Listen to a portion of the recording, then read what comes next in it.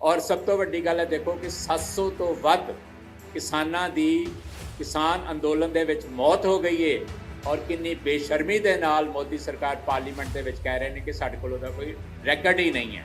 हुण DGP with Sikh thoughts दी या Sikh sentiments दी representation थोड़ी करदा है।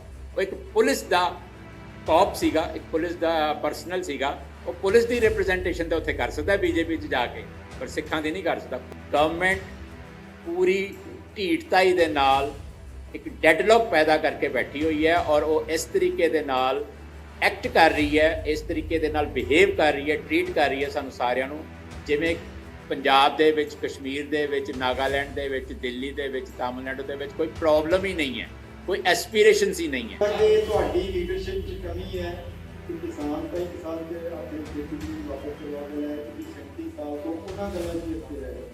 ਜਿਹੜੀ ਗੱਲ ਤੋਂ ਅਸੀਂ ਹਿੰਦੁਸਤਾਨ ਨੂੰ ਦੁਨੀਆ ਦੇ ਵਿੱਚ ਐਕਸਪੋਜ਼ ਕਰਨਾ ਹੈ ਕਿ ਜਿਹਦੇ ਕਾਨੂੰਨ ਨੇ ਉਹ ਆਪਣੇ ਕਾਨੂੰਨਾਂ ਦੀ ਉਲੰਘਣਾ ਕਰ ਰਿਹਾ, ਜਿਨ੍ਹਾਂ ਨੇ ਲਾਅ ਐਂਡ ਆਰਡਰ ਬਹਾਲ ਕਰਨਾ ਸੀ ਉਹਨਾਂ ਨੇ ਲਾਅ ਐਂਡ ਆਰਡਰ ਦੀਆਂ ਧੱਜੀਆਂ ਉਡਾਈਆਂ ਨੇ। ਸੋ ਕਾਨੂੰਨ ਅਨੁਸਾਰ ਵੀ ਉਹਨਾਂ ਨੂੰ ਅਗਰ ਹਿੰਦੁਸਤਾਨ ਸਜ਼ਾ ਦਿੰਦਾ ਹੈ ਤੇ ਵੈਲ ਐਂਡ ਗੁੱਡ ਹੈ, ਅਦਰਵਾਈਜ਼ ਕੌਮ ਪਹਿਲਾਂ ਵੀ ਸਮਰੱਥ ਸੀ, ਹੁਣ ਵੀ ਸਮਰੱਥ ਹੈ। ਲੜਾਈ ਸਾਡੀ ਜਾਰੀ ਹੈ, ਅਸੀਂ ਸੰਘਰਸ਼ ਆਪਣਾ ਜਾਰੀ ਰੱਖਿਆ ਹੋਇਆ ਹੈ।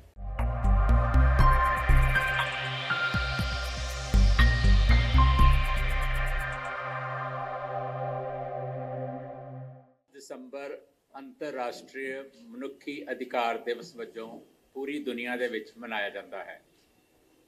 ਪਿਛਲੇ ਲੰਮੇ ਸਮੇਂ ਤੋਂ ਦਲ ਖਾਲਸਾ ਪੰਜਾਬ ਦੇ ਵਿੱਚ ਇਹ ਦਿਨ ਮਨਾਉਂਦਾ ਆ ਰਿਹਾ ਹੈ। ਮਨੁੱਖੀ ਅਧਿਕਾਰਾਂ ਦਾ ਸਤਿਕਾਰ ਬਹਾਲ ਕਰਨ ਲਈ ਅਤੇ ਜਿੱਥੇ-ਜਿੱਥੇ ਮਨੁੱਖੀ ਅਧਿਕਾਰਾਂ ਦਾ ਘਾਣ ਹੋਇਆ ਹੈ ਉੱਥੋਂ ਦੀਆਂ ਸਰਕਾਰਾਂ ਨੂੰ ਚੁਣੌਤੀ ਦੇਣ ਲਈ, ਚੇਤਾਵਨੀ ਦੇਣ ਲਈ ਇਹ ਦਿਨ ਦੁਨੀਆ ਭਰ ਵਿੱਚ ਮਨੁੱਖੀ ਅਧਿਕਾਰ ਸੰਗਠਨ ਅਤੇ ਸਿਵਲ ਲਿਬਰਟੀਜ਼ ਦੇ ਲਈ ਲੜ ਰਹੀਆਂ ਕੌਮਾਂ ਤੇ ਲੋਕ ਮਨਾਉਂਦੇ ਆ ਰਹੇ ਹਨ। ਅਸੀਂ ਇਸ ਵਾਰ ਪੰਜਾਬ ਦੇ ਵਿੱਚ ਇੱਕ ਨਵੇਕਲੀ ਸ਼ੁਰੂਆਤ ਕਰਨ ਜਾ ਰਹੇ ਹਾਂ।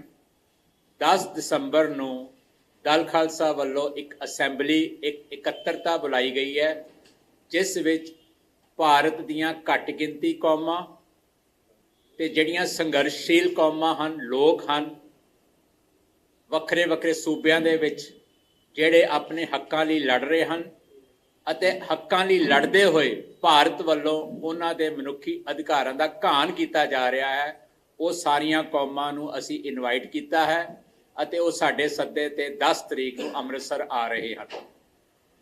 ਤਾਮਿਲਨਾਡੂ ਤੋਂ ਨਾਮ ਤਾਮਿਲਰ ਕੱਚੀ ਸੰਸਥਾ ਹੈ, ਪੋਲੀਟੀਕਲ ਪਾਰਟੀ ਹੈ, ਉਸ ਦਾ ਲੀਡਰ ਮਿਸਟਰ ਸਿਮਾਨ ਹਨ, ਉਹਨਾਂ ਦਾ ਡੈਲੀਗੇਸ਼ਨ ਆ ਰਿਹਾ ਹੈ। Naga peoples movement for human rights ਦੇ ਮਿਸਟਰ ਕਰੋਮ ਹੈੱਡ ਹਨ, ਉਹ ਆਪਣਾ ਪੂਰਾ ਡੈਲੀਗੇਸ਼ਨ ਲੈ ਕੇ ਨਾਗਾਲੈਂਡ ਤੋਂ ਆ ਰਹੇ ਹਨ। ਤ੍ਰਿਪੁਰਾ ਪੀਪਲਸ ਫਰੰਟ ਦੀ ਲੇਡੀ, ਉਹ ਆਪਣਾ ਡੈਲੀਗੇਸ਼ਨ ਲੈ ਕੇ ਆ ਰਹੇ ਹਨ। ਇਸੇ ਤਰ੍ਹਾਂ ਕਸ਼ਮੀਰ ਤੋਂ, ਇਸੇ ਤਰ੍ਹਾਂ ਦਿੱਲੀ ਤੋਂ, ਜਿਨ੍ਹਾਂ ਨੇ ਨਾਗਰਿਕਤਾ ਸੋਧ ਕਾਨੂੰਨ ਦਾ ਵਿਰੋਧ ਕੀਤਾ ਸੀ ਅਤੇ ਸਰਕਾਰ ਨੇ ਉਹਨਾਂ ਨੂੰ ਸਟੇਟ ਵਾਇਲੈਂਸ ਕਰਕੇ ਪਕੜਿਆ, ਉਹਨਾਂ ਦੇ ਖਿਲਾਫ ਮੁਕੱਦਮੇ ਕੀਤੇ, ਉਹਨਾਂ ਨੂੰ ਜੇਲ੍ਹਾਂ ਦੇ ਵਿੱਚ UAPA ਤੇ ਸੈਡੀਸ਼ਨ ਲਾਅ ਦੇ ਤਹਿਤ ਭੇਜਿਆ। ਉਹਨਾਂ ਦੇ ਨੁਮਾਇੰਦੇ ਆ ਰਹੇ ਹਨ, ਜਾਮੀਆ ਯੂਨੀਵਰਸਿਟੀ ਤੋਂ ਆ ਰਹੇ ਹਨ। ਇਸੇ ਤਰੀਕੇ ਦੇ ਨਾਲ ਜਿਨ੍ਹਾਂ ਨੂੰ ਸਰਕਾਰ ਨੇ ਟੁਕੜੇ ਟੁਕੜੇ ਗੈਂਗ, ਅਰਬਨ ਨਕਸਲਸ ਕਹਿ ਕੇ ਪਿਛਲੇ ਲੰਮੇ ਸਮੇਂ ਤੋਂ ਜੇਲ੍ਹਾਂ ਦੇ ਵਿੱਚ ਅੰਡਰ ਸੈਡੀਸ਼ਨ ਲਾਅ UAPA ਸੁੱਟਿਆ ਹੋਇਆ ਹੈ, ਡੱਕਿਆ ਹੋਇਆ ਹੈ, ਉਹਨਾਂ ਦੇ ਨੁਮਾਇੰਦੇ ਆ ਰਹੇ ਹਨ। ਸੋ ਵੱਖਰੀ ਵੱਖਰੀ ਆਈਡੀਓਲੋਜੀਜ਼, ਵੱਖਰੇ ਵੱਖਰੇ ਖਿੱਤਿਆਂ ਦੇ ਵਿੱਚ ਘੱਟ ਗਿਣਤੀ ਕੌਮਾਂ ਅਤੇ ਨਸਲੀ ਕੌਮਾਂ ਅਤੇ ਧਾਰਮਿਕ ਫਿਰਕੇ ਜਿਹੜੇ ਹਨ, ਜਿਹੜੇ ਆਪਣੇ ਹੱਕਾਂ ਲਈ ਲੜ ਰਹੇ ਹਨ, ਜਿਨ੍ਹਾਂ ਦੇ ਹਕੂਕ ਕੁਚਲੇ ਜਾ ਰਹੇ ਹਨ, ਉਹ ਸਾਰੇ ਅੰਮ੍ਰਿਤਸਰ ਦਲ ਖਾਲਸਾ ਦੇ ਸੱਦੇ ਤੇ ਪਹੁੰਚ ਰਹੇ ਹਨ। ਇਹ ਪਹਿਲੀ ਵਾਰ ਹੈ ਕਿ ਅਸੀਂ ਸਾਰੇ ਇੱਥੇ ਇਕੱਠੇ ਹੋ ਰਹੇ ਹਾਂ। 10 ਦਸੰਬਰ ਨੂੰ ਮਨੁੱਖੀ ਅਧਿਕਾਰ ਦਿਵਸ ਦੇ ਮੌਕੇ 'ਤੇ ਉਹ ਇੱਥੇ ਆਉਣਗੇ। ਸਵੇਰੇ 11:30 ਵਜੇ ਅਸੀਂ ਸਾਰਿਆਂ ਨੂੰ ਲੈ ਕੇ ਪਹਿਲਾਂ ਦਰਬਾਰ ਸਾਹਿਬ ਦੇ ਵਿੱਚ ਨਤਮਸਤਕ ਹੋਣ ਲਈ ਜਾਵਾਂਗੇ। ਸਾਰੀਆਂ ਕੌਮਾਂ ਦੇ ਨੁਮਾਇੰਦੇ ਜੋ ਇੱਥੇ ਪਹੁੰਚਣਗੇ ਉਹ 10 ਦਸੰਬਰ ਨੂੰ ਸਵੇਰੇ 11:30 ਵਜੇ ਦਰਬਾਰ ਸਾਹਿਬ ਨਤਮਸਤਕ ਹੋਣ ਜਾਣਗੇ। ਅਕਾਲ ਤਖਤ ਸਾਹਿਬ 'ਤੇ ਨਤਮਸਤਕ ਹੋਵਾਂਗੇ। ਸ਼ਹੀਦਾਂ ਦੀ ਜਿਹੜੀ ਯਾਦਗਾਰ ਬਣੀ ਹੈ ਉੱਥੇ ਨਤਮਸਤਕ ਹੋਵਾਂਗੇ। ਉਸ ਤੋਂ ਬਾਅਦ ਲੰਗਰ ਛਕਾਇਆ ਜਾਏਗਾ ਉਹਨਾਂ ਨੂੰ, ਮਹਿਮਾਨਾਂ ਨੂੰ। ਬਾਅਦ ਵਿੱਚ ਅਸੀਂ ਇਨਫੋਰਮੇਸ਼ਨ ਦਫ਼ਤਰ ਦੇ ਬਾਹਰ ਆ ਕੇ ਉੱਥੇ ਸਟੇਜ ਸੈਟਅਪ ਕਰਕੇ ਉੱਥੇ ਉਹਨਾਂ ਨੂੰ ਮੀਡੀਆ ਦੇ ਰੂਬਰੂ ਕਰਾਂਗੇ। ਤੁਹਾਨੂੰ ਉਹ ਆਪਣੇ ਖਿੱਤਿਆਂ ਦੀਆਂ ਮਨੁੱਖੀ ਅਧਿਕਾਰਾਂ ਦੇ ਕਾਰਨ, ਉੱਥੋਂ ਦੀ ਸਥਿਤੀ, ਰਾਜਨੀਤਿਕ ਕੈਦੀਆਂ ਦੇ ਸਟੇਟਸ ਬਾਰੇ ਤੁਹਾਨੂੰ ਜਾਣਕਾਰੀ ਦੇਣਗੇ, ਤੁਹਾਡੇ ਨਾਲ ਰੂਬਰੂ ਹੋਣਗੇ। ਉੱਥੇ ਉਹਨਾਂ ਨੂੰ ਸਨਮਾਨਿਤ ਕੀਤਾ ਜਾਏਗਾ ਸਾਡੇ ਵੱਲੋਂ, ਔਰ ਇੱਕ ਹਿਊਮਨ ਰਾਈਟਸ ਮੁੱਦੇ ਦੇ ਉੱਤੇ ਸਾਡਾ ਇੱਕ ਜੁਆਇੰਟ ਡੈਕਲੇਰੇਸ਼ਨ ਵੀ ਰਿਲੀਜ਼ ਕੀਤਾ ਜਾਏਗਾ। ਉਪਰੰਤ ਸ਼ਾਮ ਨੂੰ 5 ਵਜੇ ਸਾਡੀ ਕਾਨਫਰੰਸ ਸ਼ੁਰੂ ਹੋਏਗੀ ਹੋਟਲ ਸੰਜੋਗ ਦੇ ਵਿੱਚ, ਜਿਹੜੀ 3 ਘੰਟੇ ਚੱਲੇਗੀ, ਜਿੱਥੇ ਸਾਰੀਆਂ ਕੌਮਾਂ ਇੱਕ ਦੂਸਰੇ ਨੂੰ ਆਪਣੀਆਂ ਸਮੱਸਿਆਵਾਂ ਬਾਰੇ ਐਜੂਕੇਟ ਕਰਨਗੇ। ਕਿੱਦਾਂ ਇੰਡੀਆ ਨੇ ਉਹਨਾਂ ਦੇ ਹੱਕ ਕੁਚਲੇ, ਕਿੱਦਾਂ ਇੰਡੀਆ ਸਟੇਟ ਵਾਇਲੈਂਸ ਕਰਕੇ ਕਾਲੇ ਕਾਨੂੰਨਾਂ ਦੇ ਰਾਹੀਂ ਉਹਨਾਂ ਦੇ ਹੱਕ ਮਾਰ ਰਹੇ ਨੇ, ਕਿਵੇਂ ਉਹਨਾਂ ਦੇ ਸੂਬਿਆਂ ਦੇ ਵਿੱਚ ਹਿਊਮਨ ਰਾਈਟਸ ਵਾਇਲੇਸ਼ਨ ਵੱਧ ਰਹੀਆਂ ਨੇ, ਕਿੱਦਾਂ ਸਰਕਾਰੀ ਸ਼ੈ ਪ੍ਰਾਪਤ ਹਿੰਸਾ ਇਸ ਵੇਲੇ ਵੱਧ ਰਹੀ ਹੈ, ਜਿਹੜੀ ਇੱਕ ਗਰੋਇੰਗ ਇਨਟੋਲਰੈਂਸ ਹੈ, ਸੈਂਟਰਲਾਈਜੇਸ਼ਨ ਪ੍ਰੋਸੈਸ ਹੈ, ਬਰੂਟਲਾਈਜੇਸ਼ਨ ਹੈ, ਹਿਊਮਨ ਰਾਈਟਸ ਦੀਆਂ ਵਾਇਲੇਸ਼ਨ ਨੇ। ਇਹ ਸਾਰੀਆਂ ਗੱਲਾਂ ਉੱਥੇ ਸਾਰੀਆਂ ਕੌਮਾਂ ਦੇ ਬਸ਼ਿੰਦੇ ਜਿਹੜੇ ਨੇ ਆਪਣੇ ਆਪਣੇ ਖਿੱਤੇ ਦਾ ਜਿਹੜਾ ਉਹਨਾਂ ਦਾ ਲੇਖਾ ਜੋਖਾ ਹੈ, ਆਪਣੇ ਆਪਣੇ ਖਿੱਤੇ ਦਾ ਜਿਹੜਾ ਉਹਨਾਂ ਦਾ ਤਜਰਬਾ ਹੈ, ਉਹ ਅਸੀਂ ਇੱਕ ਦੂਜੇ ਨਾਲ ਸਾਂਝਾ ਕਰਾਂਗੇ, ਇੱਕ ਦੂਜੇ ਨੂੰ ਐਜੂਕੇਟ ਕਰਾਂਗੇ।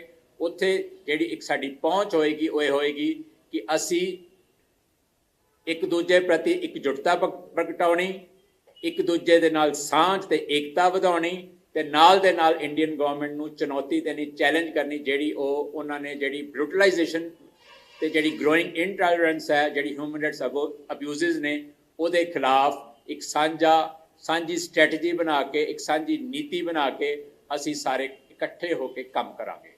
ਸੋ ਉਸ ਸ਼ਾਮ ਸਾਡੀ ਸਾਰਿਆਂ ਦੀ ਜਿਹੜੀ ਇਕੱਤਰਤਾ ਹੈਗੀ ਹੈ, ਉਹ ਬਹੁਤ ਕੁਝ ਸਾਡੇ ਫਿਊਚਰ ਬਾਰੇ ਤੈਅ ਕਰੇਗੀ, ਬਹੁਤ ਕੁਝ ਸਾਡੇ ਫਿਊਚਰ ਬਾਰੇ ਅਸੀਂ ਇੱਕ ਨੀਤੀ ਤਿਆਰ ਕਰਕੇ ਦੂਸਰੀਆਂ ਕੌਮਾਂ, ਦੂਸਰੇ ਲੋਕਾਂ ਨੂੰ ਵੀ ਆਪਣੇ ਨਾਲ, ਜਿਹੜੇ ਲਤਾੜੇ ਹੋਏ ਨੇ, ਦਬਲੇ ਕੁਚਲੇ ਨੇ, ਜਿਹੜੇ ਮੂਲ ਨਿਵਾਸੀ ਨੇ, ਜਿਨ੍ਹਾਂ ਦੇ ਖਿਲਾਫ ਹਿੰਦੁਸਤਾਨ ਦੀਆਂ ਜਿਹੜੀਆਂ ਸਰਕਾਰਾਂ ਨੇ ਉਹ ਜਿਹੜੇ ਉਹਨਾਂ ਦੇ ਹੱਕ ਹਕੂਕ ਦਬਾ ਕੇ ਰੱਖੇ ਨੇ, ਉਹਨਾਂ ਨੂੰ ਵੀ ਆਪਣੇ ਨਾਲ ਮਿਲਾਵਾਂਗੇ।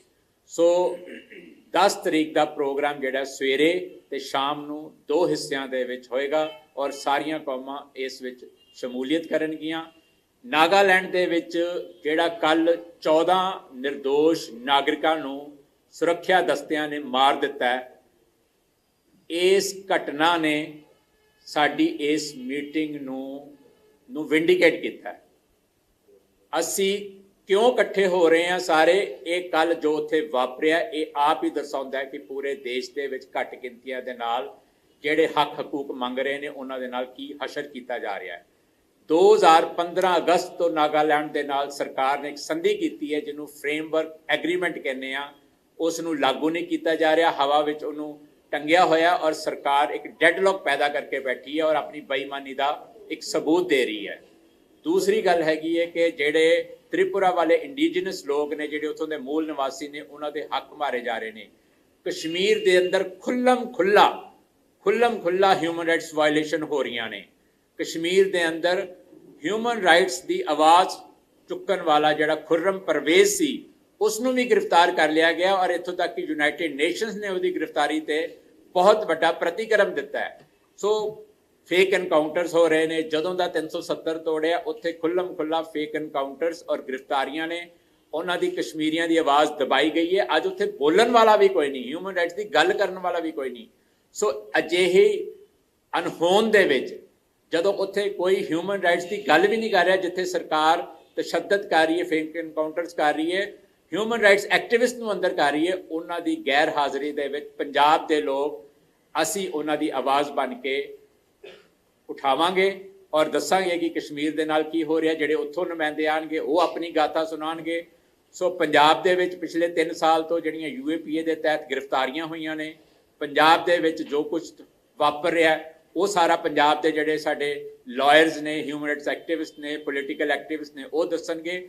ਸੋ ਇੱਕ ਨਵਾਂ ਤਜਰਬਾ ਕਰਕੇ ਅਸੀਂ ਸਾਰੇ ਇਕੱਠੇ ਹੋ ਕੇ ਆਪਣਾ ਦੁੱਖ, ਆਪਣੇ ਨਾਲ ਬੀਤ ਰਹੀਆਂ ਘਟਨਾਵਾਂ, ਆਪਣੇ ਨਾਲ ਹੋ ਰਹੀਆਂ ਜਿਹੜੀਆਂ ਜ਼ਾਤੀਆਂ ਨੇ, ਸਾਡੇ ਮਨੁੱਖੀ ਅਧਿਕਾਰਾਂ ਦਾ ਜਿਵੇਂ ਹਨਨ ਹੋ ਰਿਹਾ, ਔਰ ਜਿਸ ਤਰੀਕੇ ਦੇ ਨਾਲ ਮੋਦੀ ਸਰਕਾਰ ਨੇ ਤਾਨਾਸ਼ਾਹੀ ਰਵੱਈਆ ਅਖਤਿਆਰ ਕੀਤਾ ਹੋਇਆ ਹੈ, ਔਰ ਸਭ ਤੋਂ ਵੱਡੀ ਗੱਲ ਹੈ ਦੇਖੋ ਕਿ 700 ਤੋਂ ਵੱਧ ਕਿਸਾਨਾਂ ਦੀ ਕਿਸਾਨ ਅੰਦੋਲਨ ਦੇ ਵਿੱਚ ਮੌਤ ਹੋ ਗਈ ਹੈ ਔਰ ਕਿੰਨੀ ਬੇਸ਼ਰਮੀ ਦੇ ਨਾਲ ਮੋਦੀ ਸਰਕਾਰ ਪਾਰਲੀਮੈਂਟ ਦੇ ਵਿੱਚ ਕਹਿ ਰਹੇ ਨੇ ਕਿ ਸਾਡੇ ਕੋਲ ਉਹਦਾ ਕੋਈ ਰੈਕਰਡ ਹੀ ਨਹੀਂ ਹੈ। ਔਰ ਲਖੀਮਪੁਰ ਖੇਰੀ ਦੇ ਵਿੱਚ ਜਿਹੜੀ ਘਟਨਾ ਹੋਈ ਹੈ, ਜਿਵੇਂ ਕਿਸਾਨਾਂ ਨੂੰ ਕਾਰਾਂ ਥੱਲੇ ਦਰੜਿਆ ਗਿਆ, ਇਹ ਸਾਰੀਆਂ ਘਟਨਾਵਾਂ ਬਾਰੇ ਵੀ, ਕਿਉਂਕਿ ਇਹ ਵੀ ਇੱਕ ਬਹੁਤ ਵੱਡੀ ਹਿਊਮਨ ਰਾਈਟਸ ਦੀ ਵਾਇਲੇਸ਼ਨ ਹੈ, ਇਸ ਬਾਰੇ ਵੀ ਸਾਡੇ ਕਿਸਾਨ ਆਗੂ ਦਿੱਲੀ ਤੋਂ ਆਉਣਗੇ ਜਿਹੜੇ ਆਪਣੀਆਂ ਜੋ ਕੁਝ ਉਹਨਾਂ ਦੇ ਨਾਲ ਪਿਛਲੇ 1 ਸਾਲ ਤੋਂ ਬੀਤਿਆ ਉਹ ਵੀ ਉਸ ਕਾਨਫਰੰਸ 'ਚ ਸ਼ਾਮ ਨੂੰ ਦੱਸਣਗੇ। ਸੋ ਲਮਸਮ ਉਸ ਸ਼ਾਮ ਅਸੀਂ ਸਾਰੇ ਇਕੱਠੇ ਹੋ ਕੇ ਜਿੱਥੇ ਇੱਕ ਦੂਜੇ ਨੂੰ ਇੱਕ ਆਪਣੀਆਂ ਦਾਸਤਾਨ ਸੁਣਾਵਾਂਗੇ, ਉੱਥੇ ਅੱਗੇ ਫਿਊਚਰ ਦੇ ਵਿੱਚ ਇਕੱਠੇ ਹੋ ਕੇ ਹਿੰਦੁਸਤਾਨ ਦੇ ਖਿਲਾਫ ਇਹਨਾਂ ਫਾਸੀਵਾਦੀ ਨੀਤੀਆਂ ਦੇ ਖਿਲਾਫ ਲੜਨ ਲਈ ਰਣਨੀਤੀ ਵੀ ਤਿਆਰ ਕਰਾਂਗੇ। ਹਾਂਜੀ, ਪੋਲੀਟੀਕਲ ਲੈਵਲ ਤੇ ਖਰੀਦੋ ਫਰੋਖਤ ਹੋ ਰਹੀ ਹੈ ਔਰ ਇਹ ਖਰੀਦੋ ਫਰੋਖਤ ਜਿਹੜੀ ਹੈ ਉਹ ਜਾਰੀ ਰਹੇਗੀ, ਕਿਉਂਕਿ ਬੀਜੇਪੀ ਡੈਸਪਰੇਟ ਹੈ। ਜਦੋਂ ਦਾ ਉਹਨੇ ਅਕਾਲੀ ਦਲ ਨੂੰ ਛੱਡਿਆ ਉਹ ਆਪਣੀ ਇੱਕ ਸਿੱਖ ਪਾਰਟੀ ਫਲੋਟ ਕਰਨਾ ਚਾਹੁੰਦੇ ਨੇ ਜਾਂ ਆਪਣੀ ਪਾਰਟੀ ਦੇ ਵਿੱਚ ਸਿੱਖ ਚਿਹਰਿਆਂ ਦੀ ਭਰਮਾਰ ਕਰਨਾ ਚਾਹੁੰਦੇ ਨੇ। ਉਹਨਾਂ ਨੂੰ ਕੈਪਟਨ ਅਮਰਿੰਦਰ ਸਿੰਘ ਦੇ ਰੂਪ ਦੇ ਵਿੱਚ ਇੱਕ ਚਿਹਰਾ ਮਿਲਿਆ ਔਰ ਦੇਖੋ ਹੋਰ ਕੌਣ ਉਹਨਾਂ ਦੀ ਜਿਹੜੀ ਬੇੜੀ ਦੇ ਵਿੱਚ ਸਵਾਰ ਹੁੰਦਾ ਹੈ। ਪਰ ਮੈਂ ਇੱਕ ਗੱਲ ਕਹਿਣੀ ਚਾਹਾਂਗਾ, ਇਹਨਾਂ ਦੇ ਚਿਹਰੇ ਸਿੱਖ ਨੇ, ਕਿਰਦਾਰ ਸਿੱਖ ਵਾਲੇ ਨਹੀਂ ਹੈ, ਸਿਰਫ ਚਿਹਰੇ ਸਿੱਖ ਨੇ। ਔਰ ਸਿੱਖ ਹੋਣ ਦੇ ਨਾਲ ਉਹ ਨਾ ਸਿੱਖ ਸੈਂਟੀਮੈਂਟਸ ਦੀ ਰਿਪਰੈਜ਼ੈਂਟੇਸ਼ਨ ਕਰਦੇ ਨੇ, ਨਾ ਸਿੱਖ ਥਾਟ ਦੀ ਕਰਦੇ ਨੇ। ਸਿੱਖ ਥਾਟ ਤੇ ਸਿੱਖ ਸੈਂਟੀਮੈਂਟਸ ਵੱਖਰੀ ਗੱਲ ਹੁੰਦੀ ਹੈ, ਐਜ਼ ਏ ਸਿੱਖ ਇੱਕ ਵੱਖਰੀ ਗੱਲ ਹੁੰਦੀ ਹੈ। ਐਜ਼ ਏ ਇੰਡੀਵਿਜੂਅਲ ਹਾਂ ਉਹ ਸਿੱਖ ਨੇ, ਜਿਸ ਪਾਰਟੀ 'ਚ ਜਾਣਗੇ ਸਾਨੂੰ ਸਾਰਿਆਂ ਨੂੰ ਲੱਗੇਗਾ ਕਿ ਸਿੱਖ ਚਲੇ ਗਏ ਨੇ। ਹੁਣ ਡੀਜੇਪੀ ਵਿਰਕ ਸਿੱਖ ਥਾਟਸ ਦੀ ਜਾਂ ਸਿੱਖ ਸੈਂਟੀਮੈਂਟਸ ਦੀ ਰਿਪਰੈਜ਼ੈਂਟੇਸ਼ਨ ਥੋੜੀ ਕਰਦਾ। ਉਹ ਇੱਕ ਪੁਲਿਸ ਦਾ ਕੌਪ ਸੀਗਾ, ਇੱਕ ਪੁਲਿਸ ਦਾ ਪਰਸਨਲ ਸੀਗਾ, ਉਹ ਪੁਲਿਸ ਦੀ ਰਿਪਰੈਜ਼ੈਂਟੇਸ਼ਨ ਤਾਂ ਉੱਥੇ ਕਰ ਸਕਦਾ ਬੀਜੇਪੀ 'ਚ ਜਾ ਕੇ, ਪਰ ਸਿੱਖਾਂ ਦੀ ਨਹੀਂ ਕਰ ਸਕਦਾ। ਕੋਈ ਵੀ ਹੋਵੇ, ਕੋਈ ਵੀ ਪੁਲਿਸ ਅਫਸਰ ਹੋਵੇ, ਕੋਈ ਵੀ ABC ਹੋਵੇ, ਈਵਨ ਅਮਰਿੰਦਰ ਕਾਂਗਰਸ ਦਾ CM ਸੀ, ਉਸ ਸਿੱਖ ਪਾਰਟੀ ਦਾ CM ਨਹੀਂ ਸੀ ਹੈਗਾ। ਸੋ ਇਹ ਸਾਰੀਆਂ ਗੱਲਾਂ ਜਿਹੜੀਆਂ ਇਸ ਵੇਲੇ ਨੈਰੇਟਿਵ ਸੈੱਟ ਕੀਤਾ ਜਾ ਰਿਹਾ, ਉਹ ਇੱਦਾਂ ਕੀਤਾ ਜਾ ਰਿਹਾ ਜਿਵੇਂ ਸਿੱਖਾਂ ਦੀ ਦੌੜ ਇਸ ਵੇਲੇ BJP ਵੱਲ ਲੱਗੀ ਹੈ, ਪਰ ਇਹ ਇਸ ਤਰ੍ਹਾਂ ਨਹੀਂ ਹੈ। ਇਹ ਇੰਡੀਵਿਜੂਅਲਸ ਨੇ ਜਿਹੜੇ ਜਾ ਰਹੇ ਨੇ ਔਰ ਇੰਡੀਵਿਜੂਅਲ ਜਿਹੜੇ ਇੰਟਾਈਟਲਡ ਹੁੰਦੇ ਨੇ ਉਹ ਕਿਤੇ ਵੀ ਜਾ ਸਕਦੇ। ਸਿੱਖ ਕਿਤੇ ਟੇਕ ਕਰਨਗੇ? ਸਿੱਖਾਂ ਕੋਲ 3 ਲੀਡਰ ਇਸ ਟਾਈਮ ਬਤੌਰ ਜਥੇਦਾਰ ਤੇ ਰੋਲ ਅਦਾ ਹੋ ਰਿਹਾ ਜੀ, ਭਾਈ ਜਗਤਾਰ ਸਿੰਘ ਹਵਾਰਾ ਜੀ ਦਾ, ਭਾਈ ਧਿਆਨ ਸਿੰਘ ਮੱਢ ਜੀ ਦਾ, ਤੇ ਤੀਜਾ ਯਾਨੀ ਹਰਪ੍ਰੀਤ ਸਿੰਘ ਹੋਣਾ ਦਾ। ਤਿੰਨਾਂ ਦੇ ਹੀ ਜਿਹੜੇ ਡਿਸੀਜਨ ਨੇ ਵੱਖੋ ਵੱਖਰੇ ਹੁੰਦੇ ਨੇ ਤੇ ਵੱਖੋ ਵੱਖਰੇ ਇਹ ਮੈਂ ਸਮਝਦਾ ਕਿ ਇਹ ਸਾਡੇ ਕਮੈਂਟ ਕਰਨ ਦਾ ਸਵਾਲ ਨਹੀਂ ਹੈ। ਇਹ ਸਿੱਖ ਇੰਨੇ ਕੁ ਇੰਟਾਈਟਲਡ ਵੀ ਨੇ, ਇੰਨੇ ਕੁ ਸੂਝਵਾਨ ਵੀ ਨੇ ਕਿ ਉਹ ਆਪਣੇ ਫੈਸਲੇ ਆਪ ਕਰ ਸਕਦੇ ਨੇ ਔਰ ਉਹ ਦੇਖ ਸਕਦੇ ਨੇ ਕਿ ਕਿਹੜਾ ਸਿੱਖਾਂ ਦੀ ਤਰਜਮਾਨੀ ਕਰ ਰਿਹਾ ਜਥੇਦਾਰ ਹੈ ਤੇ ਕਿਹੜਾ ਕਿਸੇ ਇੰਡੀਵਿਜੂਅਲ ਦੀ ਜਾਂ ਕਿਸੇ ਪਾਰਟੀ ਦੀ ਤਰਜਮਾਨੀ ਕਰ ਰਿਹਾ। ਸੋ ਇਹ ਡਿਸਾਈਡ ਉਹਨਾਂ ਨੇ ਕਰਨਾ ਹੈ। ਅਸੀਂ ਉਹਨਾਂ ਨੂੰ ਕੋਈ ਵੀ ਡਿਕਟੇਸ਼ਨ ਅਸੀਂ ਉਹਨਾਂ ਨੂੰ ਡਿਕਟੇਟ ਨਹੀਂ ਕਰ ਸਕਦੇ। ਜੇ ਦਲ ਖਾਲਸਾ ਡਿਸਾਈਡ ਕਰੇਗਾ ਤਾਂ ਕਿਹੜੇ ਜਥੇਦਾਰ ਵੱਲ ਝੁਕੇਗਾ? ਨਹੀਂ, ਉਹ ਦਲ ਖਾਲਸਾ ਡਿਸਾਈਡ ਕਰੇਗਾ, ਪਰ ਅਸੀਂ ਸਿੱਖਾਂ ਨੂੰ ਡਿਕਟੇਟ ਨਹੀਂ ਕਰ ਸਕਦੇ। ਸਿੱਖਾਂ ਨੇ ਖੁਦ ਫੈਸਲਾ ਕਰਨਾ ਕਿ ਉਹਨਾਂ ਨੇ ਕਿਸ ਜਥੇਦਾਰ ਨੂੰ ਫੋਲੋ ਕਰਨਾ। ਸਾਡਾ ਅੱਜ ਦਾ ਮੁੱਦਾ ਜਿਹੜਾ, ਸਾਡੇ ਅੱਜ ਦੇ ਮੁੱਦੇ ਬਾਰੇ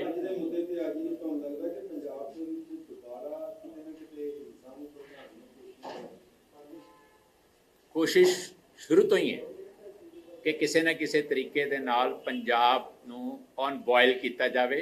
ਪੰਜਾਬ ਦੇ ਵਿੱਚ ਫਿਰ ਜਿਹੜੀ ਇੱਕ ਸੁਲਗਦੀ ਅੱਗ ਹੈ, ਕਿਉਂਕਿ ਸਮੱਸਿਆਵਾਂ ਮਸਲੇ ਹੱਲ ਨਹੀਂ ਹੋਏ, ਸਗੋਂ ਹੋਰ ਜਿਹੜੀ ਹੈ ਸਰਕਾਰੀ ਹਿੰਸਾ, ਸੁਰੱਖਿਆ ਫੋਰਸਾਂ ਦੇ ਜ਼ੁਲਮ ਹੋਰ ਵਧੇ ਨੇ। ਸੋ ਜਿੱਥੇ ਸੁਰੱਖਿਆ ਫੋਰਸਾਂ ਦੇ ਜ਼ੁਲਮ ਹੋਣਗੇ, ਜਿੱਥੇ UAPA ਤਹਿਤ ਨਜਾਇਜ਼ ਹਿਰਾਸਤਾਂ ਹੋਣਗੀਆਂ ਔਰ ਖਾਸ ਤੌਰ ਤੇ ਰਾਜਨੀਤਿਕ ਲੋਕਾਂ ਦੀਆਂ ਹਿਰਾਸਤਾਂ ਹੋ ਰਹੀਆਂ ਨੇ। ਔਰ ਸਭ ਤੋਂ ਜਿਹੜਾ ਇੰਪੋਰਟੈਂਟ ਚੀਜ਼ ਜਿਹੜੀ ਅਸੀਂ ਇਸ ਵਾਰ ਚੁੱਕਣ ਜਾ ਰਹੇ ਹਾਂ, ਦੇਖੋ 3 ਗੱਲਾਂ ਸਾਡੀਆਂ ਬਹੁਤ ਇੰਪੋਰਟੈਂਟ ਨੇ ਇਸ ਮੀਟਿੰਗ ਦੇ ਵਿੱਚ। ਉਹ ਨੇ ਕਿ ਰਾਜਨੀਤਿਕ ਕੈਦੀਆਂ ਦੀ ਜਿਹੜੀ ਬੇਕਦਰੀ ਹੋ ਰਹੀ ਹੈ, ਜਿਨ੍ਹਾਂ ਨੇ ਸਜ਼ਾਵਾਂ ਭੁਗਤ ਲਈਆਂ ਨੇ, ਉਹ ਵੀ ਇਸ ਵੇਲੇ ਅਜੇ ਵੀ ਜੇਲ੍ਹਾਂ ਦੇ ਵਿੱਚ ਡੱਕੇ ਹੋਏ ਨੇ। ਔਰ ਇਹ ਸਾਰਿਆਂ ਦਾ ਕਾਮਨ ਹੈ, ਕਸ਼ਮੀਰ, ਪੰਜਾਬ, ਤਾਮਿਲਨਾਡੂ, ਨਾਗਾਲੈਂਡ, ਤ੍ਰਿਪੁਰਾ ਤੇ NTCA ਪ੍ਰੋਟੈਸਟਰ ਜਿਹੜੇ ਨੇ, ਸਾਰਿਆਂ ਦੇ ਐਕਟਿਵਿਸਟ ਜਿਹੜੇ ਨੇ ਉਹ ਜੇਲ੍ਹਾਂ ਦੇ ਵਿੱਚ ਨਜਾਇਜ਼ ਤੌਰ ਤੇ ਡੱਕੇ ਹੋਏ ਨੇ। ਸੋ ਜਿਹੜਾ ਪੋਲੀਟੀਕਲ ਪ੍ਰਿਜ਼ਨਰਸ ਦਾ ਇਸ਼ੂ ਹੈ, ਸਾਡਾ ਸਾਰਿਆਂ ਕੌਮਾਂ ਦਾ ਕਾਮਨ ਹੈ। ਅਸੀਂ ਇਹ ਬਹੁਤ ਫੋਕਸ ਦੇ ਵਿੱਚ ਲਿਆ ਕੇ ਇਸ ਨੂੰ ਬਹੁਤ ਵੱਡੇ ਪੱਧਰ ਤੇ ਉਸ ਦਿਨ ਚੁੱਕਾਂਗੇ। ਨੰਬਰ 2 ਤੇ ਜਿਹੜੀਆਂ ਵਾਇਓਲੇਸ਼ਨਸ ਹੋ ਰਹੀਆਂ ਨੇ, ਨੰਬਰ 3 ਤੇ ਜਿੱਥੇ ਜਿੱਥੇ ਪੋਲੀਟੀਕਲ ਕੌਨਫਲਿਕਟਸ ਨੇ ਉੱਥੇ ਉੱਥੇ ਹੀ ਵਾਇਓਲੇਸ਼ਨ ਹੋ ਰਹੀਆਂ ਨੇ ਔਰ ਕਿਤੇ ਕੋਈ ਸੁਣਵਾਈ ਨਹੀਂ ਹੋ ਰਹੀ। ਗਵਰਨਮੈਂਟ ਪੂਰੀ ਢੀਠਤਾਈ ਦੇ ਨਾਲ ਇੱਕ ਡੈਡਲੌਕ ਪੈਦਾ ਕਰਕੇ ਬੈਠੀ ਹੋਈ ਹੈ ਔਰ ਉਹ ਇਸ ਤਰੀਕੇ ਦੇ ਨਾਲ ਐਕਟ ਕਰ ਰਹੀ ਹੈ, ਇਸ ਤਰੀਕੇ ਦੇ ਨਾਲ ਬਿਹੇਵ ਕਰ ਰਹੀ ਹੈ, ਟਰੀਟ ਕਰ ਰਹੀ ਹੈ ਸਾਨੂੰ ਸਾਰਿਆਂ ਨੂੰ ਜਿਵੇਂ ਪੰਜਾਬ ਦੇ ਵਿੱਚ, ਕਸ਼ਮੀਰ ਦੇ ਵਿੱਚ, ਨਾਗਾਲੈਂਡ ਦੇ ਵਿੱਚ, ਦਿੱਲੀ ਦੇ ਵਿੱਚ, ਤਾਮਿਲਨਾਡੂ ਦੇ ਵਿੱਚ ਕੋਈ ਪ੍ਰੋਬਲਮ ਹੀ ਨਹੀਂ ਹੈ, ਕੋਈ ਐਸਪੀਰੇਸ਼ਨਸ ਹੀ ਨਹੀਂ ਹੈ।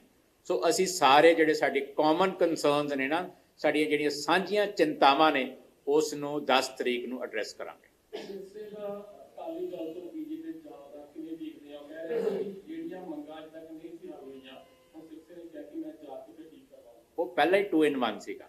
ਉਹ ਪਹਿਲਾਂ ਬੀਜੇਪੀ ਦਾ ਐਮਐਲਏ ਸੀਗਾ। ਪਤਾ ਨਹੀਂ ਕਿਉਂ ਤੁਹਾਨੂੰ ਹੈਰਾਨਗੀ ਹੋਈ ਹੈ ਜਦੋਂ ਬੀਜੇਪੀ ਦਾ ਐਮਐਲਏ, ਜਿਸ ਬੰਦੇ ਨੇ ਬੀਜੇਪੀ ਦੀ ਟਿਕਟ ਤੇ ਐਮਐਲਏਸ਼ਿਪ ਲਈ ਹੋਵੇ ਔਰ ਇੰਜੋਏ ਕੀਤੀ ਹੋਵੇ ਔਰ ਉਹਦਾ ਹੋਮ ਮਿਨਿਸਟਰੀ ਦੇ ਵਿੱਚ, ਪ੍ਰਾਈਮ ਮਿਨਿਸਟਰੀ ਆਫਿਸ ਦੇ ਵਿੱਚ ਈਜ਼ੀ ਐਕਸੈਸ ਹੋਵੇ, ਉਹਦਾ ਇੱਧਰੋਂ ਉੱਧਰ ਚਲੇ ਜਾਣਾ ਜਾਂ ਉੱਧਰੋਂ ਇੱਧਰ ਆ ਜਾਣਾ ਥੋੜੀ ਦੇਰ ਲਈ ਸਾਡੇ ਲਈ ਕੋਈ ਸਰਪ੍ਰਾਈਜ਼ ਨਹੀਂ। ਉਹ ਪਹਿਲਾਂ ਹੀ 2 in 1 ਸੀਗਾ, ਡਬਲ ਰੋਲ ਪਲੇ ਕਰ ਰਿਹਾ ਸੀ।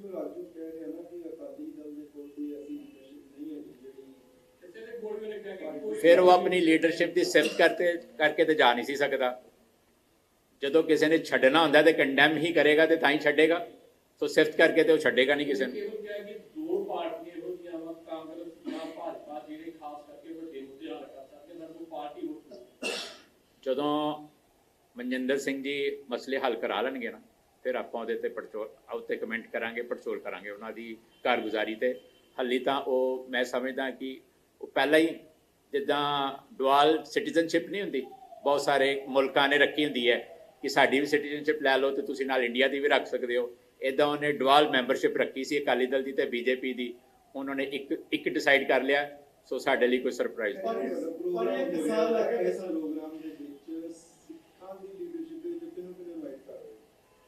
ਅਸੀਂ ਪੰਜਾਬ ਦੀ ਲੀਡਰਸ਼ਿਪ ਤੇ ਸਿੱਖ ਲੀਡਰਸ਼ਿਪ ਨੂੰ ਸਾਰਿਆਂ ਨੂੰ ਇਨਵੀਟੇਸ਼ਨ ਭੇਜਾਂਗੇ ਜਿਹੜੇ ਮਨੁੱਖੀ ਅਧਿਕਾਰਾਂ ਦਾ ਸਤਿਕਾਰ ਬਹਾਲ ਕਰਨਾ ਚਾਹੁੰਦੇ ਨੇ, ਜਿਹੜੇ ਲੰਮੇ ਸਮੇਂ ਤੋਂ ਮਨੁੱਖੀ ਅਧਿਕਾਰਾਂ ਦੇ ਹੋ ਰਹੇ ਘਾਣ ਵਿਰੁੱਧ ਲੜ ਰਹੇ ਨੇ ਔਰ ਜਿਨ੍ਹਾਂ ਦਾ ਖੁਦ ਦਾ ਵੀ ਘਾਣ ਹੋਇਆ, ਜਿਹੜੇ ਇਫੈਕਟਡ ਪੀਪਲ ਨੇ, ਅਸੀਂ ਉਹਨਾਂ ਨੂੰ ਵੀ ਇਨਵਾਈਟ ਕਰਾਂਗੇ। ਇਹ ਸਾਰਾ ਕੁਝ ਅਸੀਂ ਉਸ ਦਿਨ ਤੁਹਾਡੇ ਸਾਹਮਣੇ ਲਿਆਵਾਂਗੇ।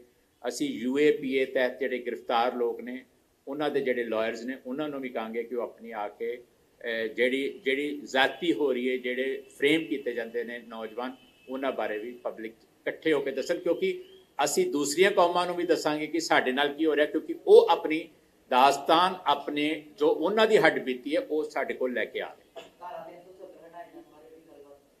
ਹਾਂਜੀ ਬਿਲਕੁਲ ਹੋਏਗੀ ਜੀ। 370 ਤੋਂ ਬਾਅਦ ਹੀ ਉੱਥੇ ਜੋ ਕੁਝ ਕਸ਼ਮੀਰ 'ਚ ਹੋ ਰਿਹਾ ਉਹ ਸਾਰੀ ਡਿਸਕਸ ਹੋਏਗੀ। ਉਹਨਾਂ ਦਾ 2-3 ਸਾਲ ਦਾ ਜਿਹੜਾ ਉੱਥੇ ਤਜਰਬਾ ਹੈ, ਜਿਸ ਤਰੀਕੇ ਦੇ ਨਾਲ ਉਹ ਲਤਾੜੇ ਜਾ ਰਹੇ ਨੇ, ਉਹ ਸਾਰੀ ਗੱਲਬਾਤ ਹੋਏਗੀ।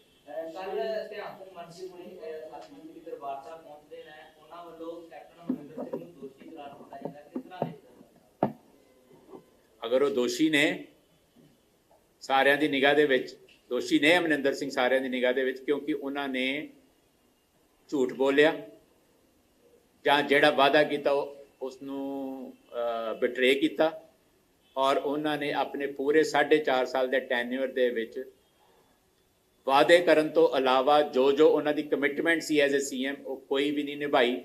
ਉਹਨਾਂ ਦੇ ਟੈਨਿਓਰ ਦੇ ਵਿੱਚ ਸਾਰੇ ਦੇ ਸਾਰੇ ਇਸ਼ੂਜ਼ ਸਟੈਂਡ ਕਰਦੇ ਨੇ ਔਰ ਖਾਸ ਤੌਰ ਤੇ ਬਰਗਾੜੀ, ਬਹਿਬਲ ਕਲਾਂ ਤੇ ਹੋਰ ਜਿੰਨੇ ਵੀ ਮੁੱਦੇ ਸੀਗੇ ਉਹ ਸਾਰਿਆਂ ਦੇ ਉੱਤੇ ਉਹ ਪੰਜਾਬ ਨੂੰ ਬਿਟਰੇ ਕਰਕੇ ਗਏ ਨੇ ਤੇ ਵੈਸੇ ਤਾਂ ਉਹ ਸਾਰੇ ਪੰਜਾਬ ਦੇ ਲੋਕਾਂ ਨੂੰ ਹੀ ਬਿਟਰੇ ਕਰਕੇ ਗਏ। ਨਵਜੋਤ ਸਿੰਘ ਸਿੱਧੂ ਵੀ ਕਹਿ ਰਹੇ ਕਿ ਉਹ ਇਨਸਾਫ ਜਿਹੜਾ ਜ਼ਰੂਰ ਦਿਵਾਉਣਗੇ। ਨਵਜੋਤ ਸਿੰਘ ਸਿੱਧੂ ਕਿੱਥੋਂ ਦਿਵਾਉਣਗੇ ਜੀ, ਜਦੋਂ ਉਹਨਾਂ ਦੀ ਪਾਰਟੀ, ਉਹਨਾਂ ਦੀ ਗਵਰਨਮੈਂਟ 4.5 ਸਾਲ ਤੋਂ ਪੰਜਾਬ ਦੇ ਵਿੱਚ ਹੋਂਦ ਵਿੱਚ ਹੈ। 4.5 ਪੌਣੇ 5 ਸਾਲ ਜਿਨ੍ਹਾਂ ਨੇ ਇਨਸਾਫ ਨਹੀਂ ਦਵਾਇਆ ਉਹ 2 ਮਹੀਨਿਆਂ 'ਚ ਕੀ ਦਵਾਉਣਗੇ ਔਰ ਕੀ ਇਨਸਾਫ ਦਵਾਉਣਗੇ? ਪਹਿਲਾਂ ਇਹ ਹੀ ਸਪੈਲ ਆਊਟ ਕਰ ਦੇਣ। ਸਾਨੂੰ ਤਾਂ ਇਹ ਨਹੀਂ ਸਮਝ ਆਉਂਦੀ ਕਿ ਇਨਸਾਫ, ਇਹਨਾਂ ਦੇ ਲਈ ਇਨਸਾਫ ਦੇ ਮਾਇਨੇ ਕੀ।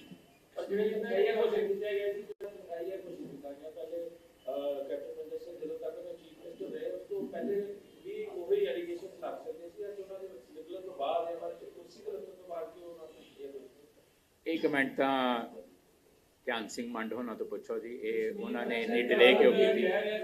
ਜੇ ਕਿਸਾਨ ਲੜਾਈ ਜਿੱਤ ਸਕਦੇ ਆ ਤੇ ਅਸੀਂ ਕਸ਼ਮੀਰੀ ਇਕੱਠੇ ਹੋ ਕੇ 370 ਧਾਰ ਦੀ ਲੜਾਈ ਕਿਉਂ ਨਹੀਂ ਲੜ ਸਕਦੇ? ਦੇਖੋ, ਕਿਸਾਨਾਂ ਦੀ ਜਿੱਤ ਨੇ ਬਹੁਤ ਸਾਰੇ ਲੋਕਾਂ ਦੇ ਹੌਸਲੇ ਬੁਲੰਦ ਕੀਤੇ ਨੇ। ਬਹੁਤ ਸਾਰੇ ਸੰਘਰਸ਼ਸ਼ੀਲ ਕੌਮਾਂ ਦੇ ਵਿੱਚ ਇੱਕ ਨਵੀਂ ਰੂਹ ਫੂਕੀ ਹੈ। ਇਹਦੇ 'ਚ ਕੋਈ ਸ਼ੱਕ ਨਹੀਂ, ਇਹ ਇੱਕ ਮੀਲ ਪੱਥਰ ਸਾਬਤ ਹੋਏਗਾ ਕਿਸਾਨਾਂ ਦੀ ਜਿੱਤ ਜਿਹੜੀ ਹੈ। ਇਕੱਲੇ ਕਸ਼ਮੀਰ ਵਾਲੇ ਹੀ ਨਹੀਂ, ਵੈਸੇ ਤਾਂ ਜਿਹਨੇ ਕਮੈਂਟ ਕੀਤਾ ਸੀ ਉਮਰ ਅਬਦੁੱਲਾ, ਉਹ ਉੱਥੇ ਡਿਸਕ੍ਰੈਡਿਟਡ ਹੈ। ਕੋਈ ਉਹਦੇ ਤੇ ਵਿਸ਼ਵਾਸ ਨਹੀਂ ਕਰਦਾ ਕਿਉਂਕਿ ਸਭ ਨੂੰ ਲੱਗਦਾ ਹੈ ਕਿ ਇਹ ਸਿਰਫ ਇੱਕ ਪੋਲੀਟੀਕਲ ਸਟੇਟਮੈਂਟ ਹੈ। ਪਰ ਜੇ ਆਪਾਂ ਮੰਨ ਲਈ ਜਾਵੇ ਜਿਹੜੀ ਉਹ ਗੱਲ ਕਹਿ ਰਹੇ ਨੇ, ਜਾਂ ਹੋਰ ਨਾਲ ਲੋਕਾਂ ਦੇ ਵਿੱਚ ਵੀ ਇਹ ਗੱਲ ਹੈ, ਇਹ ਕਸ਼ਮੀਰ ਤੋਂ ਜਿਹੜੇ ਪ੍ਰਤੀਨਿਧ ਆਉਣਗੇ ਉਹ ਆਪਣੀ ਗੱਲ ਦੱਸਣਗੇ, ਤੁਸੀਂ ਉਹਨਾਂ ਨੂੰ ਤੁਹਾਡੇ ਰੂਬਰੂ ਕਰਾਂਗੇ। ਜਿਹੜੀ ਗੱਲ ਕਸ਼ਮੀਰ ਦੇ ਲੋਕ ਕਹਿ ਰਹੇ ਨੇ ਕਿਸਾਨਾਂ ਦੀ ਜਿੱਤ ਨੂੰ ਦੇਖ ਕੇ, ਉਹੀ ਨਾਗਰਿਕਤਾ ਸੋਧ ਕਾਨੂੰਨ ਦੇ ਜਿਹੜੇ ਅੰਦੋਲਨਕਾਰੀ ਸੀ, ਉਹਦੇ ਵਿਰੁੱਧ ਜਿਹੜੇ ਅੰਦੋਲਨ ਕਰ ਰਹੇ ਸੀ, ਉਹ ਵੀ ਇਹ ਮਹਿਸੂਸ ਕਰ ਰਹੇ ਨੇ ਕਿ ਜੇ ਕਿਸਾਨ ਲੰਮਾ ਸਮਾਂ ਆਪਣੀ ਇੱਕ ਲੜਾਈ ਨਿਰੰਤਰ ਲੜ ਕੇ ਜਿੱਤ ਸਕਦੇ ਨੇ ਤੇ ਕਸ਼ਮੀਰ ਵਾਲੇ NTCA ਜਿਹੜੇ ਪ੍ਰੋਟੈਸਟਰਸ ਨੇ ਉਹ ਕਿਉਂ ਨਹੀਂ ਜਿੱਤ ਸਕਦੇ। ਸੋ ਉਹਨਾਂ ਦੇ ਅੰਦਰ ਇੱਕ ਹਿੰਮਤ ਆਈ ਹੈ। ਵਕਤ ਹੈਗਾ ਉਹਨਾਂ ਦੇ ਕੋਲ। ਆਉਣ ਵਾਲੇ ਵਕਤ ਦੇ ਵਿੱਚ ਜਾਂ ਅਸੀਂ 10 ਤਰੀਕ ਨੂੰ ਇਹ ਸਾਰੀਆਂ ਡਿਸਕਸ਼ਨਸ ਕਰਨੀਆਂ ਨੇ, ਉਹ ਲੋਕ ਮੌਜੂਦ ਹੋਣਗੇ। ਇਹ ਗੱਲ ਇੱਕ ਬਹੁਤ ਵੱਡੀ ਉਹਨਾਂ ਦੇ ਘਰ ਅੰਦਰ ਮਤਲਬ ਸੋਚ ਪੈਦਾ ਕਰ ਚੁੱਕੀ ਹੈ ਕਿ ਕਿਸਾਨਾਂ ਦੀ ਜਿੱਤ ਤੋਂ ਬਾਅਦ ਸਾਨੂੰ ਆਪਣੀ ਲੜਾਈ ਨੂੰ ਦੁਬਾਰਾ ਨਵੇਂ ਸਿਰਿਓਂ ਰਿਵਾਈਵ ਕਰਨਾ ਚਾਹੀਦਾ। 84 ਨੂੰ 37 ਸਾਲ ਹੋ ਗਏ, ਸਿੱਖਾਂ ਨੂੰ ਇਨਸਾਫ ਕਦੋਂ ਮਿਲੂਗਾ? ਇੱਕ ਇਹਦੇ ਨਾਲ ਸਿੱਖ ਆਪਣੇ ਇਨਸਾਫ ਨਹੀਂ ਕੀਤਾ। ਇੱਕ ਕੁਐਸਚਨ ਮੇਰਾ ਸੀ, ਉਹਨਾਂ ਨੇ ਕਿਸਾਨਾਂ ਨੇ ਸਾਰਿਆਂ ਨੇ ਇਕੱਠੇ ਹੋ ਕੇ ਲੜਾਈ ਕੀਤੀ, ਪਰ ਅਸੀਂ ਸਾਰੇ ਇਕੱਲੇ ਲੜ ਰਹੇ ਆ। ਅਜੇ 84 ਦਾ ਇਨਸਾਫ ਨਹੀਂ ਮਿਲਿਆ, ਹੋਰ ਵੀ ਇਨਸਾਫ ਲੈਣੇ ਆ। ਤੁਸੀਂ ਪਾਕਿਸਤਾਨ ਦੀ ਲੜਾਈ ਲੜ ਰਹੇ ਹੋ, ਅਜੇ ਕਿ ਨਾਲ ਤੁਹਾਡੇ ਅਕਾਲੀ ਦਲ ਮਾਨ ਨਹੀਂ ਹੈਗਾ, ਪਰ ਉਹ ਵੋਟਾਂ ਦੀ ਲੜਾਈ ਹੁੰਦੀ ਆ, ਤੁਸੀਂ ਉਹਦਾ ਲੜਾਈ ਲੜਦੇ ਆ। ਉਹ ਕੁਐਸਚਨ ਕੀ ਨੇ? ਮੈਂ ਪਹਿਲਾਂ ਹੀ ਕਿਹਾ ਕਿ ਇਹ ਮੁੱਦੇ ਨੂੰ ਜਿੰਨਾ ਮਰਜ਼ੀ ਤੁਸੀਂ ਖਿੱਚ ਲਓ, 84 ਦੀ 37 ਸਾਲ ਪੁਰਾਣਾ ਇਨਸਾਫ ਜਿਹੜਾ 84 ਦੇ ਇਨਸਾਫ ਨੂੰ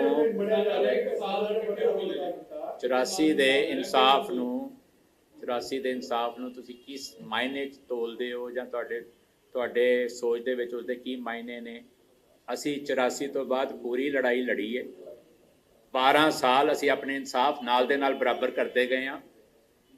ਜੋ ਜਿੱਥੇ ਸਾਨੂੰ ਸਮੇਂ ਅਨੁਸਾਰ ਅਸੀਂ ਸੰਘਰਸ਼ ਦੇ ਵਿੱਚ ਆਪਣਾ ਇਨਸਾਫ ਆਪ ਬਰਾਬਰ ਕਰਦੇ ਗਏ ਹਾਂ। ਸਾਨੂੰ ਸਰਕਾਰਾਂ ਤੋਂ ਉਦੋਂ ਵੀ ਆਸ ਨਹੀਂ ਸੀ, ਨਾ ਸਰਕਾਰਾਂ ਤੋਂ ਹੁਣ ਆਸ ਹੈ। ਸੋ ਜਿੱਥੋਂ ਤੱਕ ਰਹੀ ਇਨਸਾਫ ਦੀ ਗੱਲ, ਅਸੀਂ ਕਰਦੇ ਹਾਂ। ਪਰ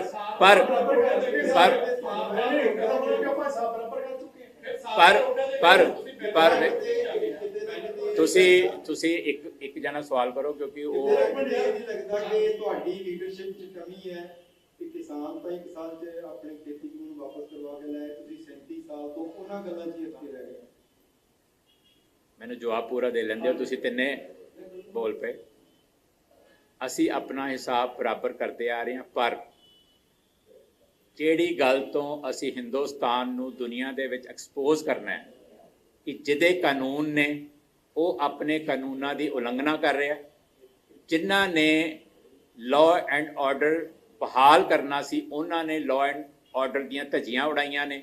ਸੋ ਕਾਨੂੰਨ ਅਨੁਸਾਰ ਵੀ ਉਹਨਾਂ ਨੂੰ ਅਗਰ ਹਿੰਦੁਸਤਾਨ ਸਜ਼ਾ ਦਿੰਦਾ ਹੈ ਤੇ ਵੈਲ ਐਂਡ ਗੁੱਡ ਹੈ। ਅਦਰਵਾਈਜ਼ ਕੌਮ ਪਹਿਲਾਂ ਵੀ ਸਮਰੱਥ ਸੀ, ਹੁਣ ਵੀ ਸਮਰੱਥ ਹੈ। ਲੜਾਈ ਸਾਡੀ ਜਾਰੀ ਹੈ, ਅਸੀਂ ਸੰਘਰਸ਼ ਆਪਣਾ ਜਾਰੀ ਰੱਖਿਆ ਹੋਇਆ। ਰਹੀ ਗੱਲ ਕਿਸਾਨਾਂ ਨੇ ਇਕੱਠੇ ਹੋ ਕੇ ਇਹ ਸੰਘਰਸ਼ ਜਿੱਤ ਲਿਆ। ਤੁਸੀਂ ਇੱਕ ਗੱਲ ਯਾਦ ਰੱਖੋ ਕਿ ਕਿਸਾਨਾਂ ਦੇ ਨਾਲ ਪੂਰਾ ਪੰਜਾਬ ਵੀ ਖੜਾ ਹੈ। ਉਹ ਇਕੱਲੇ ਕਿਸਾਨਾਂ ਨੇ ਲੜਾਈ ਨਹੀਂ ਲੜੀ ਤੇ ਇਕੱਲੇ ਪੰਜਾਬ ਦੇ ਕਿਸਾਨਾਂ ਨੇ ਵੀ ਨਹੀਂ ਲੜੀ। ਵੈਸੇ ਤਾਂ ਸਿੱਖ ਉਸ ਸੰਘਰਸ਼ ਦੀ ਰੀੜ੍ਹ ਦੀ ਹੱਡੀ ਰਹੇ ਹਨ, ਅੱਜ ਵੀ ਹਨ, ਪਰ ਅਸੀਂ ਸਾਰਿਆਂ ਨੇ ਰਲ ਕੇ ਦੁਨੀਆ ਦੇ ਵਿੱਚ ਜਿੱਥੇ ਵੀ ਕਿਸਾਨ ਹਿਤੈਸ਼ੀ ਲੋਕ ਬੈਠੇ ਸਨ, ਉਹਨਾਂ ਸਾਰਿਆਂ ਨੇ ਰਲ ਕੇ ਉਹ ਲੜਾਈ ਲੜੀ ਹੈ ਤੇ ਜਿੱਤੀ ਹੈ। ਅੱਜ ਵੀ ਸਰਕਾਰ ਅੜੀਅਲ ਰਵੱਈਆ ਅਖਤਿਆਰ ਕਰੀ ਬੈਠੀ ਹੈ। 700 ਕਿਸਾਨਾਂ ਦੀ ਮੌਤ ਨੂੰ ਮੰਨਣ ਤੋਂ ਇਨਕਾਰੀ ਹੈ ਤੇ ਜਿਹੜੇ 26 ਜਨਵਰੀ ਤੋਂ ਲੈ ਕੇ ਹੁਣ ਤੱਕ ਜਿਹੜੇ ਉਹਨਾਂ ਦੇ ਖਿਲਾਫ ਕੇਸਿਸ ਪਾਏ ਨੇ ਉਹਨਾਂ ਨੂੰ ਵਿਡਰਾਅ ਕਰਨ ਲਈ ਤਿਆਰ ਨਹੀਂ ਹੈ। ਸੋ ਲੜਾਈ ਅਜੇ ਉੱਥੇ ਜਾਰੀ ਹੈ, ਮੁੱਕੀ ਨਹੀਂ ਹੈ। ਪਰ ਜਿਹੜੀ ਵੱਡੀ ਮੇਨ ਜਿਹੜੀ ਇੱਕ ਧੁਰਾ ਸੀ ਕਿ 3 ਬਲੈਕ ਲਾਜ਼ ਰਿਪੀਲ ਕੀਤੇ ਜਾਣ, ਉਹ ਜ਼ਰੂਰ ਸਾਡੀ ਜਿੱਤ ਹੋ ਗਈ।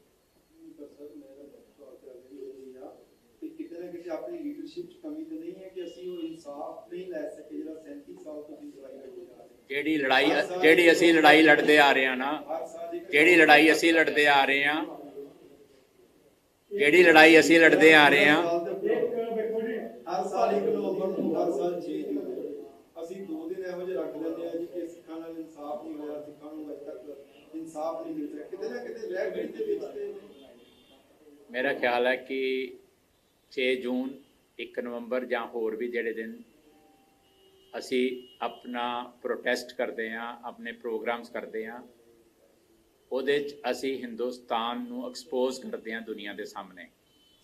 ਉਸ ਵਿੱਚ ਅਸੀਂ ਦੱਸਦੇ ਹਾਂ ਕਿ ਅਸੀਂ ਆਪਣੀ ਲੜਾਈ, ਆਪਣਾ ਸੰਘਰਸ਼ ਜਾਰੀ ਰੱਖਿਆ ਹੋਇਆ ਹੈ ਤੇ ਜਿਹੜੇ ਸਾਡੇ ਟੀਚੇ ਨੇ, ਹੋ ਸਕਦਾ ਸਾਨੂੰ 37 ਸਾਲ ਹੋਰ ਲੱਗ ਜਾਣ। ਚਰਨਜੀਤ ਸਿੰਘ ਵਰਗੇ ਪੱਤਰਕਾਰ ਵੀ ਪਿਛਲੇ 37 ਸਾਲ ਤੋਂ ਉਹੀ ਸਵਾਲ ਕਰਦੇ ਆ ਰਹੇ ਨੇ ਤੇ ਮੈਨੂੰ ਲੱਗਦਾ ਅਗਲੇ 37 ਸਾਲ ਇਹਨਾਂ ਨੇ ਹਰ ਪ੍ਰੈਸ ਕਾਨਫਰੰਸ 'ਚ ਉਹੀ ਸਵਾਲ ਕਰਨੇ। ਮੇਰੀ ਇੰਨੀ ਉਮਰ ਨਹੀਂ ਹੋ ਰਹੀ ਜਿਹੜੀ ਸੋਚ ਰਹੀ ਹੈ, ਮਤਲਬ 37 ਸਾਲ ਹੋ ਗਏ, ਜੀਣ ਦੀ ਕੋਈ ਸੰਭਾਵਨਾ ਹੈਗੀ, ਪਰ ਕਿਤੇ ਨਾ ਕਿਤੇ ਹੋਣਾ ਚਾਹੀਦਾ। ਸਿੱਖ ਕਤਲੇਆਮ ਦਾ ਇਨਸਾਫ ਤਾਂ ਲੱਗਾ ਕਿ ਜੇ 37 ਸਾਲ ਹੋ ਗਏ ਉਹ ਸਾਡੀ ਆਜ਼ਾਦੀ ਦੇ ਨਾਲ ਹੀ ਮਿਲੇਗਾ, ਹੋਏਗਾ, ਕਿਉਂਕਿ ਸਾਡੇ ਲਈ ਇਨਸਾਫ ਦੇ ਜਿਹੜੇ ਮਾਇਨੇ ਨੇ ਉਹ ਨੇ ਕਿ ਜਿਹੜੇ ਕਾਰਨਾਂ ਕਰਕੇ ਇਹ ਘੱਲੂਘਾਰੇ ਵਾਪਰੇ ਨੇ ਉਹ ਕਾਰਨ ਪੂਰੇ ਹੋਣ।